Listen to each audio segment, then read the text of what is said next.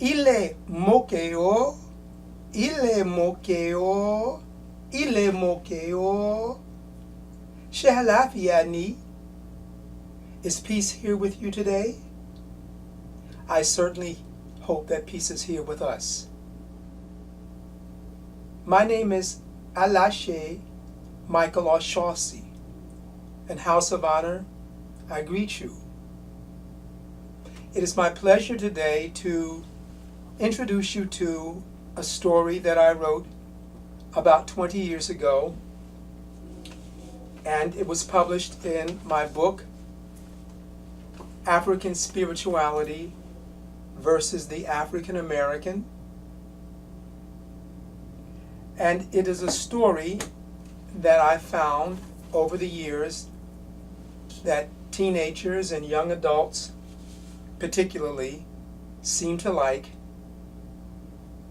I describe it as something of a Neo-African or Neo-Yoruba creation story.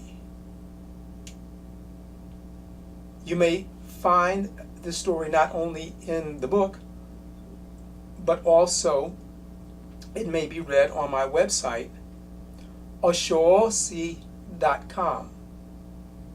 Oshoosi is one of the many orishas or deities in the ORISHA religion. Oshoosi is spelled OSHOOSI.com. Again, OSHOOSI.com. It is my pleasure to share this story with you today.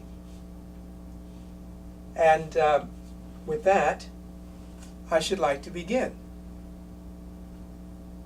Because you probably were not born on this road, before you heard about or came to your first African socio-religious function, such as a religious dance and ceremony, a naming ceremony, a reading, or a wedding, that is before your birth, you must now be reminded that there was God.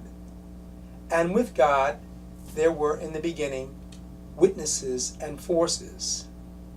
So for the purposes of simplicity, let me set forth an example of an African worldview concerning the heavenly origins of earthly causes and occurrences that preceded your birth and the birth of your ancestors.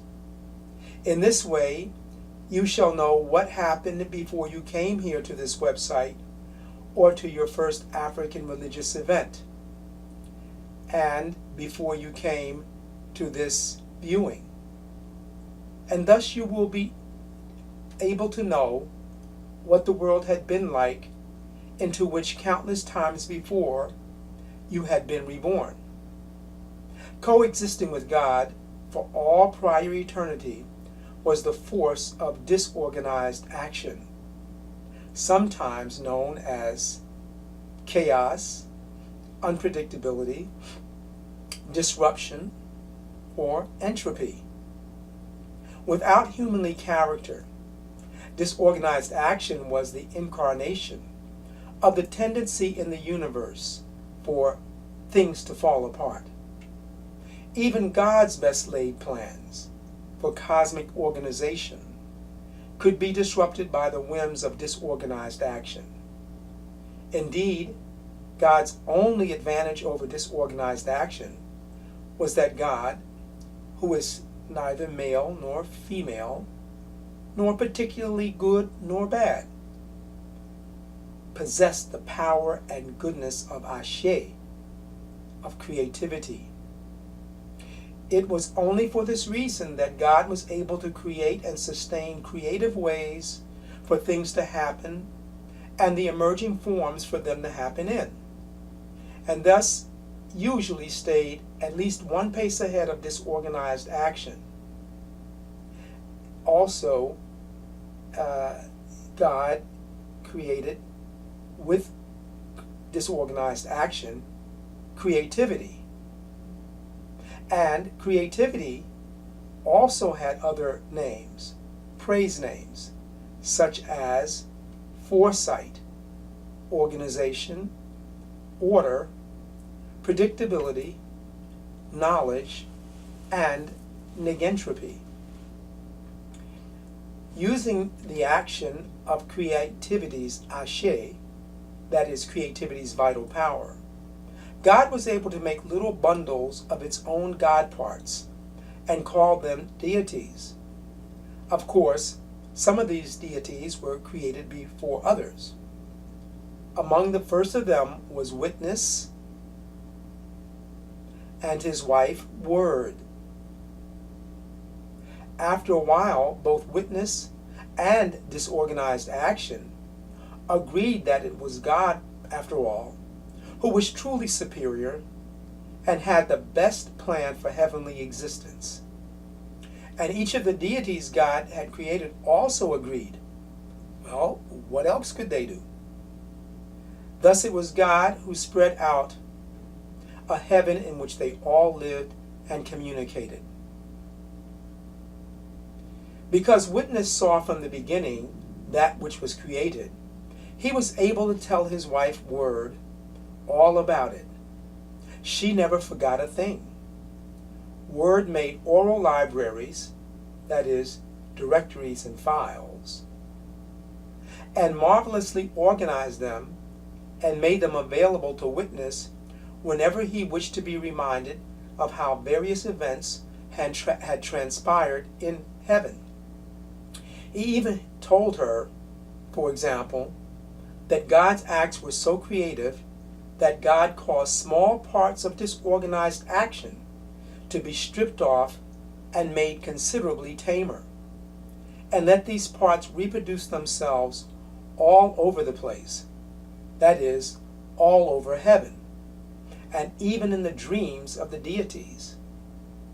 They would nevertheless be helpful to the deities and later to people for coping with their father, disorganized action. These little parts, the children of disorganized action, would forever be known as tricksters. They could always be identified as such because they would answer to that name. God had ordained them, and, unlike the case with their father, disorganized action, there was at least some assurance that these children would not be so disruptive to the deity's plans, so long as the deity spoke kindly to them and gave them little treats, and always recognized them first before doing anything, and at the completion of doing things. By contrast with disorganized action, one was always taking a chance and needed a hope that one's plans would not be disrupted. One day Witness told Word that he saw God take parts of heaven, a few things in it, and energy packets called the seeds of growing life, and cast them below to form what we now call Earth, the living world. And just as God had taken from self little God parts and made deities, the citizens of heaven, God also was to take some of self and invest these little bundles with some of the Ashe of creativity and some of the stuff from which destinies are made, and set them apart, stored in a heavenly warehouse, until a day certain in the living future when they would be transported to and finally fashioned on earth. When combined with the seeds of growing life, these little bundles of God parts would become genes and eventually people. But that's getting ahead of the story. God described the deities as selected heads because they not only had lives, but they were also the sources of great creativity, intelligence, and specific destinies. God simply described the little bundles of God parts that were tucked away as heads because they also contain creativity, intelligence, and specific destinies, but in much smaller amounts. Some say that God sent special animals down to decorate the earth, and others say that God sent human beings and other deities down to do it. Probably both versions are correct. But what is surely true is that both the deities and the animals loved the earth so much that they all wanted to regularly vacation there, and they did. In fact, many of the animals decided to stay on earth permanently. But the deities did not believe this to be correct. And being what they were, capable of both nice and not so nice things, they soon started to eat the squatter animals, believing that the little creatures needed an attitude adjustment. Everyone knew that, basically, the animals were heavenly creatures, or so reasoned the deities. But they made the animals so nervous that the animals started to compete with and eat each other also. Because they did this, that is, they took the law of diet into their own hands, they also started to fight, to manipulate each other, to conflict, and to spoil things on this earth, the very living world that they had done so much to decorate beautifully, in accord with the expert advice of harmony. Harmony, on the original request of God, had aesthetically and rhythmically and lovingly sewn together the stars, the moons, and the celestial lights of heaven. So her advice on the decoration and design of the earth was well respected in the work of the deities, who themselves were busy about laying out vacation resorts for their kind. For example, mountains, hills, and the seas and the oceans, and painting the sky with rain and rainbows. The deities to continue to live, socialize, and hunt on earth whenever they came down to visit. The little tricksters also came down and spread themselves out all over the world. They were into everything, and there was no way to get them all back into heaven. In order to keep these little tricksters from playing with and maybe even spoiling their vacation plans, the deities decided to use them as errant messengers, little boys and girls. The little tricksters were happy with this arrangement, because in this way they could be given little treats and be called by name, that is, recognized, before and at the end of every organized activity in which the deities engaged. A similar practice had been occurring in heaven from near the beginning of memorial time, because God was especially pleased with the little tricksters that he had, or she had, created. Perhaps unknown to the deities, because of their notices to and request on the little tricksters. These little fellows and girls had seen every event, problem, lesson, solution, and experience the deities had experienced themselves in heaven and on earth. And because the tricksters loved Witness and his wife Word so much, they agreed to tell Witness everything they saw on earth from their perspectives, and even agreed to carry Word on their backs everywhere she wanted to go and speak. As you can see, because of the tricksters, Witness got to know how the deities functioned on earth, what their opportunities and problems were, and what their rituals, offerings, sacrifices, and ceremonies were that they used to remove problems or to gain advantages. The deities themselves would often ask the little tricksters to find out for them from witness how other deities solved problems and had good times in heaven and on earth. And of course, for a small offering, the little tricksters did consult with witness on their behalves and transmitted the information accurately to them. Thus, witness got to know all that was happening and that could happen in the lives of the inhabitants or the visitors to earth. Moreover, because of their keen observation, their omnipresence, and their natural enjoyment of tricking deities, inherited from their father disorganized action, the little tricksters got to know all of the things on earth that would not happen as planned as well. Witness, his wife, Word, and the trickster kids became very wise and pretty well off economically. The deities often consulted them with good results when they listened carefully to their explanations and did what they were advised to do, which they did not always do, and this did not always happen.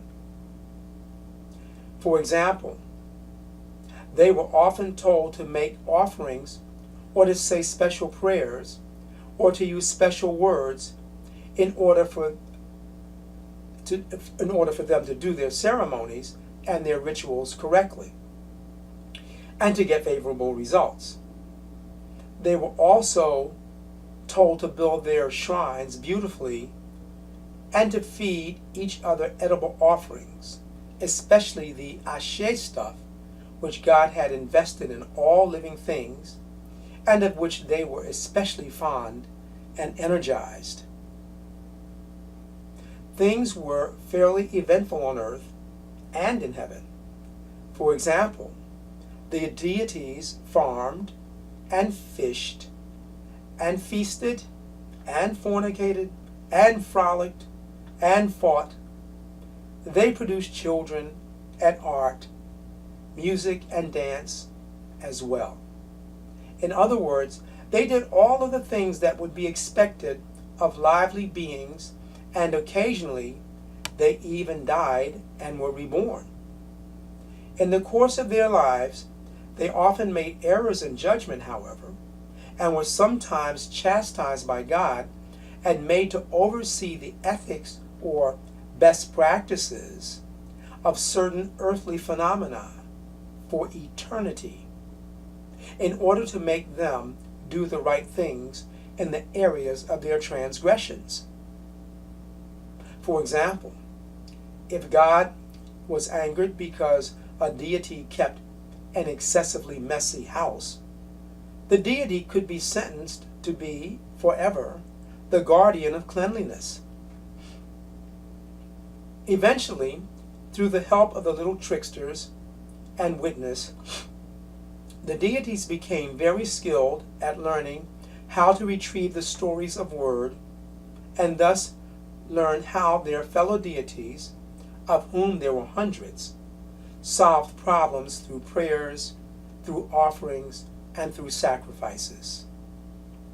Word's heavenly memory contained riddles, incantations, myths, songs, praise names, folk tales, proverbs, and methods to obtain the cooperation of other deities or to stop the meddling of other spirit forces, some of whom, though they existed in the realm in between, we call the in-between zone, that is, between heaven and earth, these forces could still cause problems for the vacationers and dwellers on earth. Usually, what the vacationing and resident deities, plants, and animals wanted was good fortune. For example, They wanted children, marriage, money, the defeat of an enemy, and a long life. Of course, they also wished to avoid bad fortune, such as losses, poverty, fights, illnesses or death, or lack of love, bad marriages, or only a few children. Most important, they learned that the only things that their fellow deities, as well as the tricksters and witness, wanted in exchange for good advice were natural things that could be gathered from the earth. For example, parts of plants, shells, beads, pieces of bones, foods, and things like that.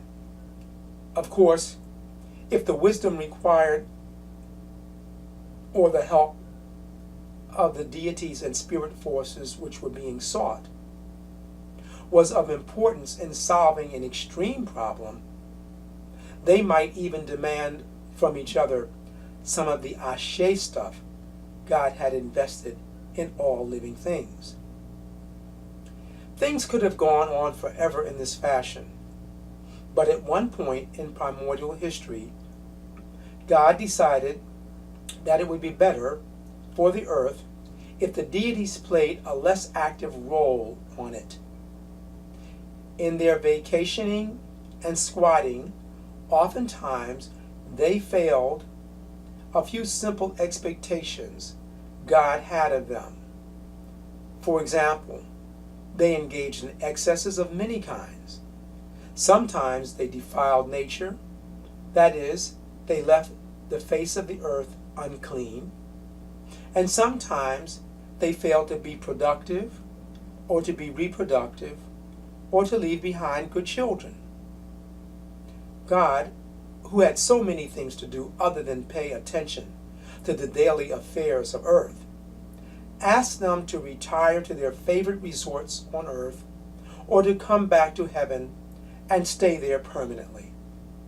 God thought that the earth would be better served if it were populated mainly by animals and plants, and those little bundles of God parts, that is, people, that had been stored earlier in the heavenly warehouse. So, as God ordered, most of the deities either went to their resorts on earth, for example, back into the mountains, the rivers, the seas, the forest, or the air, or they returned outright to heaven. The animals and plants mostly remained on earth, and most of the mystical spirit forces preferred to remain in limbo, that is, in the in-between zone, connecting heaven and earth, though some of them stayed on earth as nature spirits. The nature spirits and the mystical spirit forces saw it as their jobs to observe the goings-on earth, and to ensure that no beings on earth would ever return to heaven in an impure state. And all plants and animals and deities and spirits and people would periodically, ideally, have to return to heaven for reincarnation, that is, for more Ashe and for new destinies. God asked a few of the deities, who now sparingly travel to earth, to gather some of the soul of the earth and receive from him or her, once back in heaven, the little bundles of God parts, which God called heads, to combine them and to give them shapes and body parts that, based on their experience, would be useful on the earth. The deities did a pretty good job of fashioning people, although they did make some mistakes. A few of the people they made were crippled, or had no color, or virtually no brains. But, alas, all of them were complicated. When one thinks of it, look at all that they had in them. They had some God part, some Ashe, some creativity, some destiny, and now, thanks to the deities, they even had soul. Indeed, they had nice shapes and body parts, and they left shadows when walking under the sun.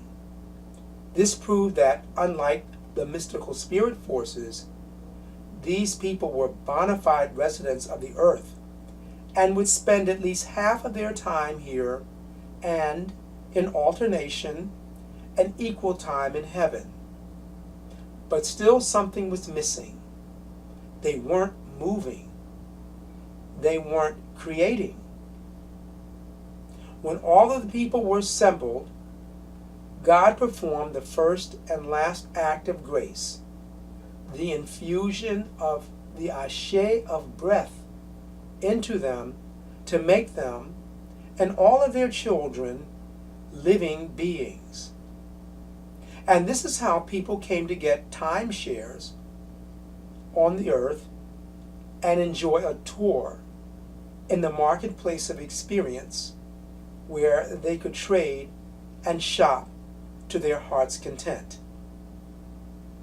As God's final act of intervention at this time, God gathered all of the people on a mountaintop and gave them a great speech.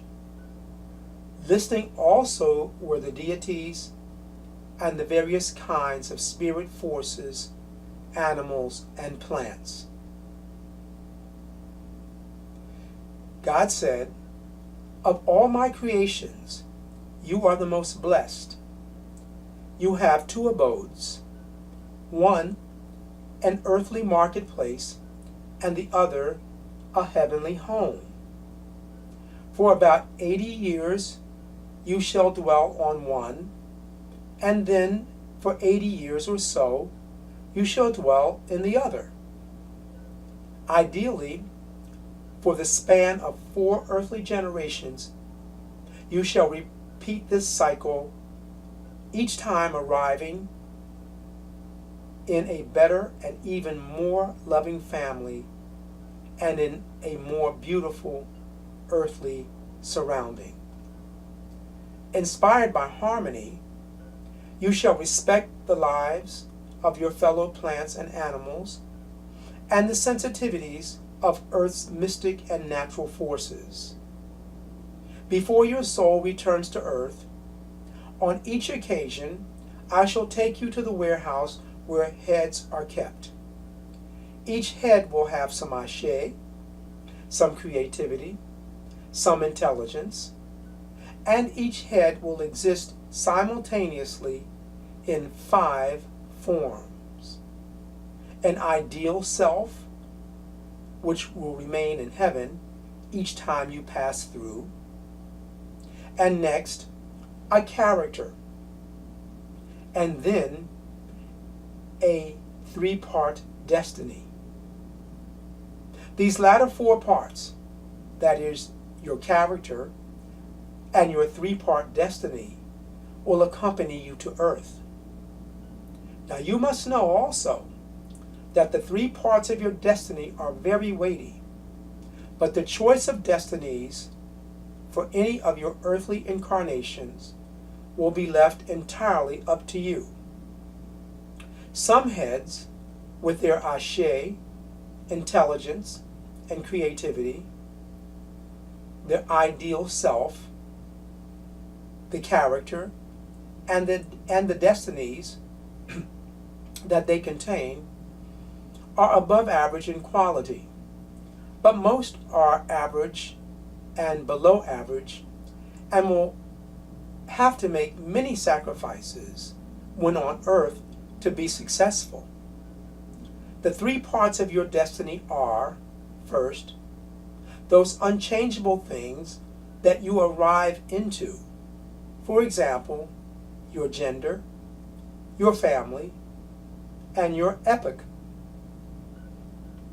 Next, the resources and conditions of life that will be available to you are the second parts of your destiny.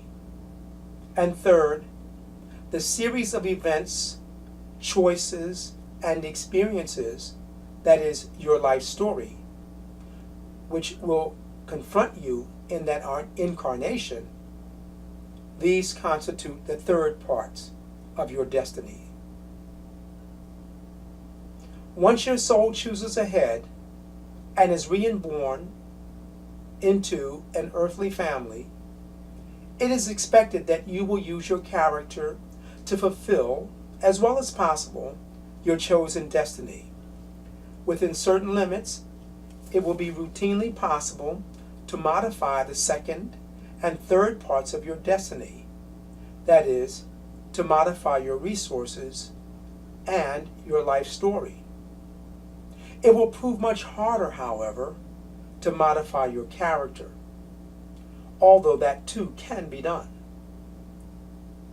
At the time in heaven that your soul chooses your head and the kinds of destinies contained in it, there will be present witness, his wife Word, and many assembled deities who will be watching you, listening to your pledges, and watching the kinds of sacrifices that you were willing to make in heaven in order to ensure that things would go well for you and your head when you arrive on earth. Whether or not you become aware of it, a guardian deity will protect you, and during your lifetime, perhaps, through your family heritage and your initiations, it will give birth to your divine knowledge about your destiny. Your parent deities will also favor you because they are most like you, or because they are the ones you most need, and will have a special relationship to you once your head comes to earth. They will rule your head, especially one of them. Since they too love the earth and wish to be there, they will want you to help keep the memory of them alive and well respected on earth. You will serve them in this way. In return, your mother and father deities will also serve you in the following respects. Use the correct methods to call on them and feed them, and they will be available to advise you of your destiny and clarify any questions or choices you should make at times when your head's Ashe, intelligence, or creativity are weakening. However, once you become aware of them, if you fail to honor them, they have ways to make you feel very much like they felt when their characters failed, and ways to make you personally learn the lessons of reverence and sacrifice that were necessary for them to learn in order for them to enhance their Ashe. They can show you how to strengthen your head with the right plant medicines. They can actually intervene in the operations of other people's heads so as to make events go smoothly for you. And they can foresee what kinds of problems lay on your current road. Sing to them, dance for them, maintain their altars or their faces nearby, and help others who also serve them. Additionally, Witness, Harmony, and the Trickster Kids will have shown the knowledgeable among you how to divine to the deities. That is, how to engage in divinatory speech and to address and receive answers from your foreparents. That is, how to ask them questions in order to know, for your benefit, in which one of Word's libraries is contained the experience you or others might endure and master at any given time. Recall that when the deities were on earth, they had done everything you could possibly think of and had encountered every pleasure and problem you are likely to encounter. Since they can see the future and know the past, their advice and actions are very powerful, steeped in ISHESHE, and for your edification, most of the deities have left behind, hovering near the earth or in it, their own spirit doubles. Your deity spirit doubles may actually come personally to visit you if you are lucky enough to dance and sing to them just right. When they come, your body will take care of itself for a while, and your head will be totally engaged with the spirit double and what it wants and with what it has to say. These possessions are blessed moments.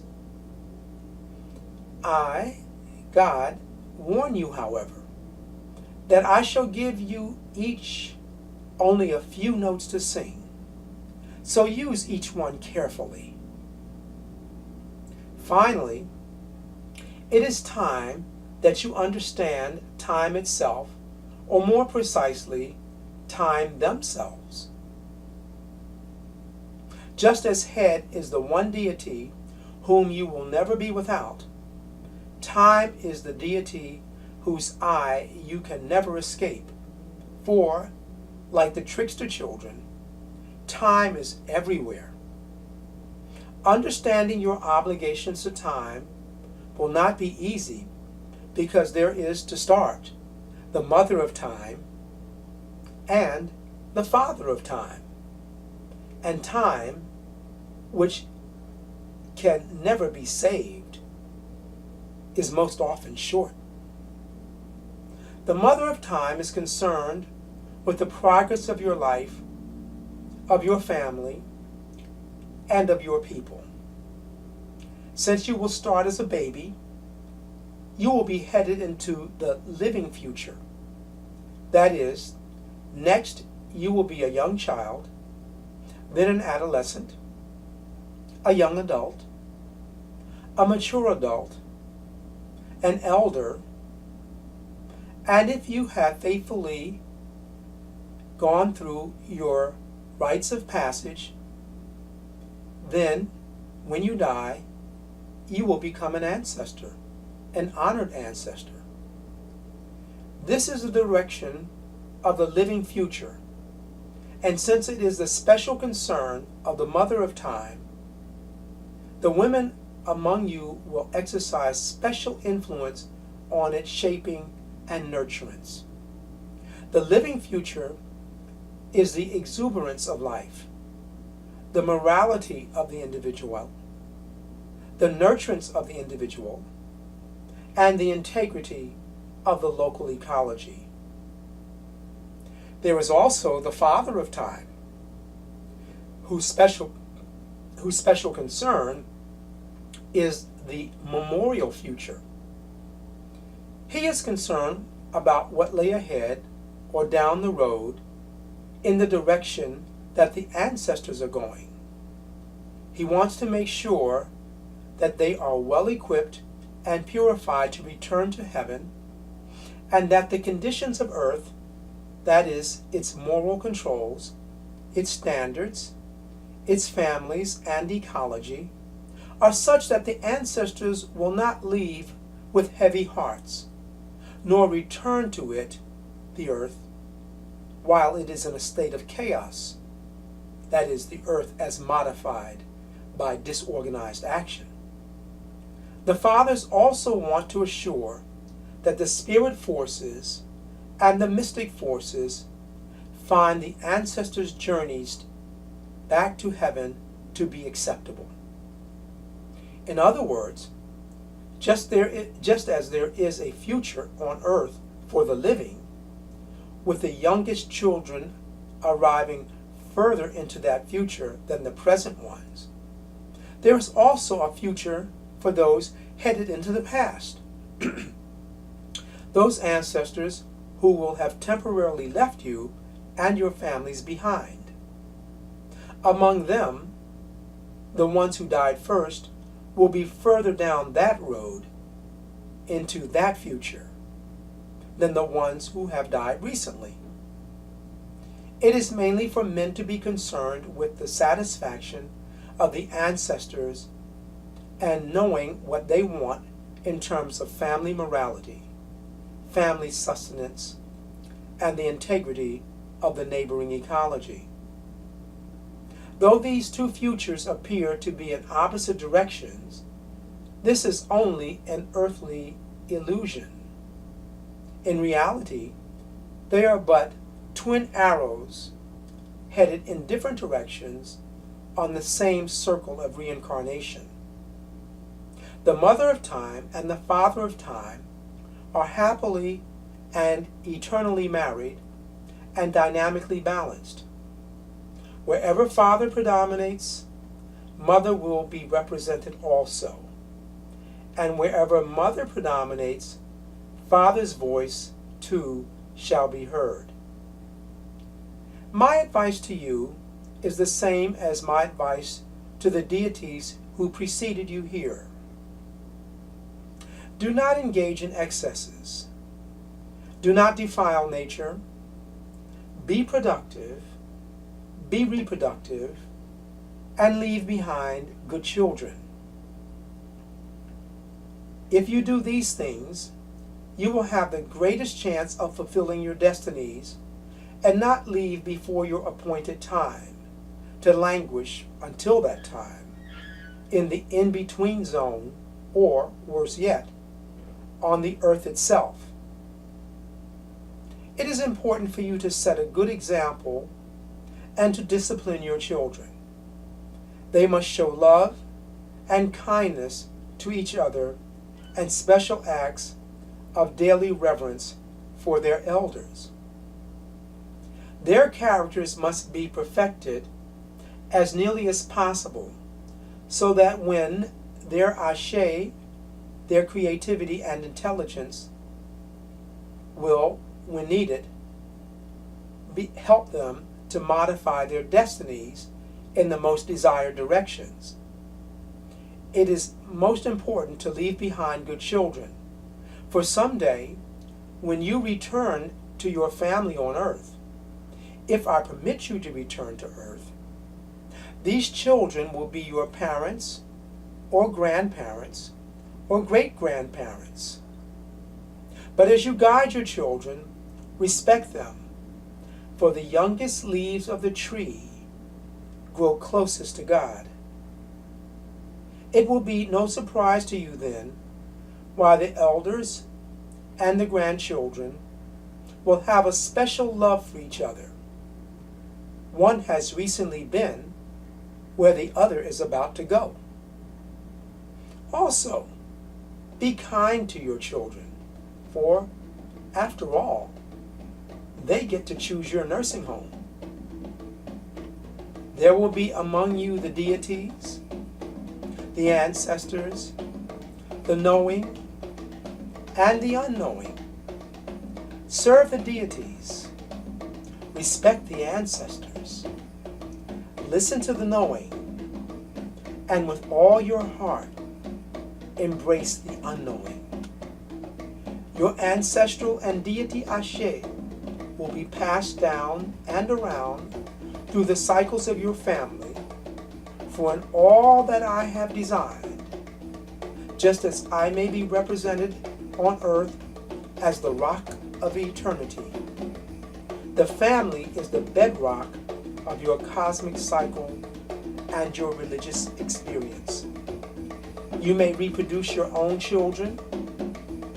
You may reproduce by helping others with their children. Or you may reproduce by helping the knowing among my priestly ministers on earth. In any event, I enjoin you once again to be reproductive.